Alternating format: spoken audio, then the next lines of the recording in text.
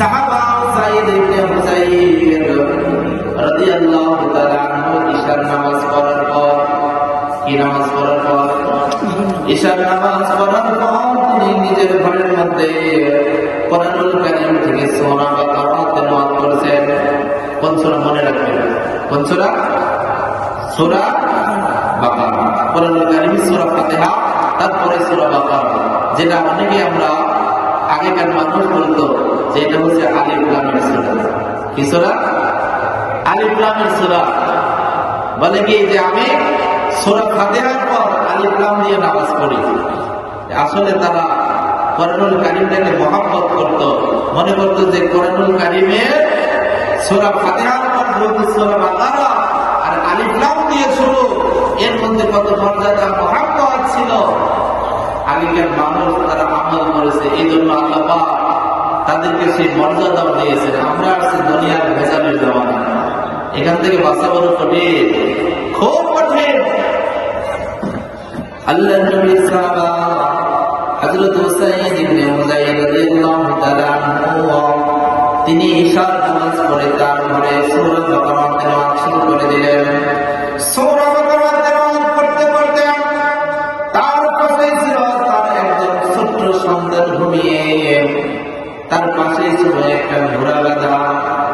তার ঘরটা বিল্ডিং ছিল না, উপরে টিন ছিল না, উপরে কোনো ছাদ ছিল না। খেজুরের পাতার ছাউনির নিচে সন্তানকে ঘুমিয়ে দিয়ে তিনি কোরআনুল কারীম থেকে সূরা বাকারা তেলাওয়াত করছেন, পাশে ঘোড়াটা বাঁধা। উসাইদ ইবনে হুযাইর রাদিয়াল্লাহু তাআলা আনহু বলেন, যখন আমি কোরআনুল কারীম তেলাওয়াত করছিলাম, সূরা বাকারা তেলাওয়াত আরম্ভ করে দিলাম, ঘোড়াটা ছটফট করতে লাগলো, ঘোড়াটা লাফালাফি করতে লাগলো। আমি উসাইদ তখন কোরআনুল কারীমের তেলাওয়াত আমি বন্ধ করে দিলাম। ঘোড়ার লাফানো থেকে আমি কোরআনুল কারীমের তেলাওয়াতটা বন্ধ করে দিলাম। এবার ঘোড়ার লাফানো বন্ধ হয়ে গেল, ঘোড়া আর লাফায় না, আমি কোরআনুল কারীম আর তেলাওয়াত করি না। ঘোড়ার লাফানো বন্ধ হয়ে গেল, আমি উসাইদ আবার কোরআনুল কারীমের তেলাওয়াত শুরু করে দিলাম। এবার ঘোড়া দেখি আবার লাফানো শুরু করে দিল, ছটফট করে আর লাফায়। আমি চিন্তা করলাম যে কোন আযাব গজব আসার পূর্বে আগে জীবজন্তু ঠিক পায়, আমার ছেলেটা এখানে পাশে ঘুমিয়ে, আমার ছেলের কোনো অসুবিধা হচ্ছে কিনা, এই জন্য হয়তো এই ঘোড়াটা ঠিক পেয়েছে, এই জন্য লাফানো শুরু করেছে। আমি উসাইদ ইবনে হুযাইর কোরআনুল কারীমের সূরা বাকারা তেলাওয়াত আমি বন্ধ করে দিলাম, ঘোড়ার লাফানো বন্ধ হয়ে গেল।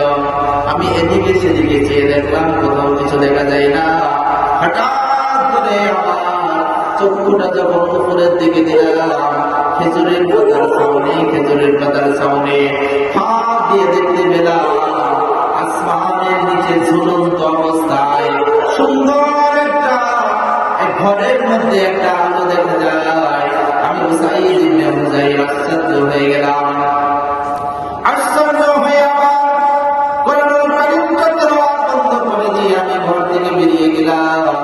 ঘর থেকে বেরিয়ে যাওয়ার পর আমি চেষ্টা করলাম আকাশের দিকে তাকিয়ে সুন্দর ওই ঘরের মধ্যে ওই আলোটা দেখা যায় কিনা। এবার যখন আমি আসমানের দিকে তাকালাম, আসমানের দিকে তাকিয়ে যখন আমি আর সেই দৃশ্যমান ওই বস্তুটাকে আমি দেখতে পেলাম না, আমার মনটা ছোট হয়ে গেল। আহারে, আমার ঘরের মধ্যে থেকে আমি কি দেখছিলাম আর বাহিরে এখন আমি তা দেখতে পারছি না কেন? এবার উসাইদ ইবনে হুযাইর খুব কষ্টের মধ্যে রাতটা কাটিয়ে দিলেন। রাতটা কাটিয়ে ফজর হয়ে গেল, নামাজ আদায় করলেন। নামাজ আদায় করার পর উসাইদ ইবনে হুযাইর রাদিয়াল্লাহু তাআলা আনহু আল্লাহর নবীর দরবারে গিয়ে হাজির।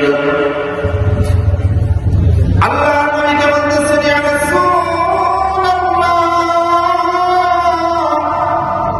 ইয়া হাবিবাল্লাহ,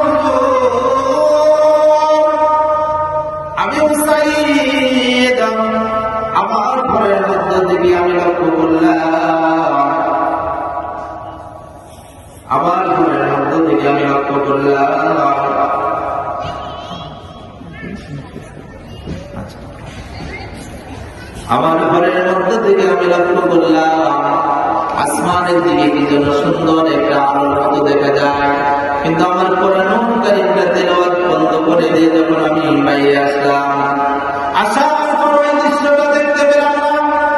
আল্লাহ আল্লাহর হাবিব বললেন, ওসাইদ রে বাবা তুমি কি দেখছো?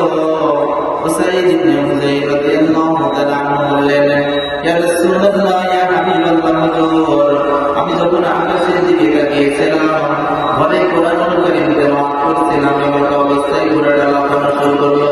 কোরআনুল কারীম তেলাওয়াত বন্ধ করে দিলাম, ঘোড়াটা লাফানো বন্ধ করলো, আমি আবার কোরআনুল কারীম তেলাওয়াত শুরু করে দিলাম, ঘোড়াটা লাফালাফি করলো। আমি ভাবলাম কোনো বিপদ আপদ হতে পারে, এই জন্য আমি কোরআনুল কারীম তেলাওয়াত বন্ধ করে দিয়ে আসমানের দিকে তাকিয়ে সুন্দর একটা আলো দেখতে পেলাম। এটা খুব সুন্দর করে দেখার জন্য যখন বাইরে এলাম, ইয়া রাসূলুল্লাহ দৃশ্য হয়ে গেল, আমি আর কিছুই দেখতে পাই না। নবীজি বলেন, ওসাইদ হুযাইরা তুমি যদি বাবা সারারাত কোরআন তেলাওয়াত করতে পারো, এমনকি যদি সকাল হয়ে যেত, সকাল পর্যন্ত যদি তুমি কোরআনুল কারীমের তেলাওয়াত বন্ধ না করতে, শুধু তুমি নয় যত মানুষ থাকতো সবাই আলোটাকে দেখতে পেত।